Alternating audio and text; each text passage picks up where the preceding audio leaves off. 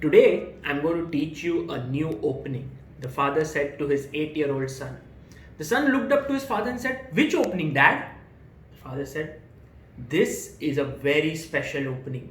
It's played by great players of the past like Fischer, Geller, Kasparov, Nakamura, Radjabov. All great attacking players have played it." The boy's eyes lit up. He's like, "Which opening is this?" He said, "I'll show you. It's called the King's Indian defense." "How does it work, Dad?" D4, it starts with the black pieces. Black plays his knight to f6. C4, g6. Knight to c3, bishop g7. E4, d6. Knight f3, castles. As you can see, white has taken up the center while black has just castled and kept his king in a nice home. Bishop e2, e5. You break in the center, and after castles, knight to c6, d5, knight e7. And now, son, what happens next is white begins playing on the queen side while black plays on the king side.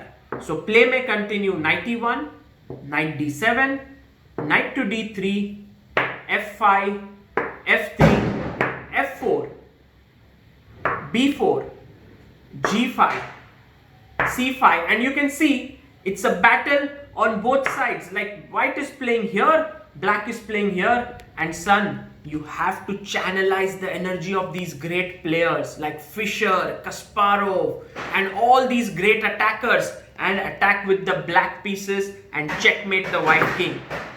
The son got really inspired.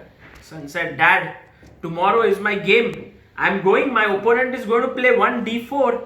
I'm going to play the King's Indian." The dad said, "All the best, son. You can do it. Let's go." So the boy goes to the tournament. Opponent opens with 1d4 very confidently, channelizing the spirit of the great players. He plays knight f6, c4, g6, knight to c3, bishop g7. "Okay, white, you build your center. I'm going to attack later." Now came the first surprise. White played his bishop to e2. He did not develop the knight. Never mind, the boy castled. And now came the move bishop to g5. This was not known. This is known as the Auerbach system. The boy said, "What's the bishop doing here? I don't understand." So he played his pawn to e5. He was waiting for the knight to come out. But suddenly, white took on e5. And the boy said, "Okay, let me take." And suddenly the queens were exchanged. Oh my god, the queens are gone. Rook takes d8 and the knight jumps into d5, creating a pin. And now how to defend this pin? If you bring your rook to d6 to defend it, you lose the c7 pawn. And suddenly the rook on a8 is hanging. When the knight jumped to d5, the boy started thinking deeply. He put his hands on his head and he said, "Oh my god, what about the great spirit of Kasparov, Geller, Fischer, Nakamura, Radjabov? What about them?" All of a sudden, I have landed in a bad losing position. He's either losing the c7 pawn or a knight. And so the young boy resigned and he decided never to play the King's Indian defense again. Friends, does this happen with you as well?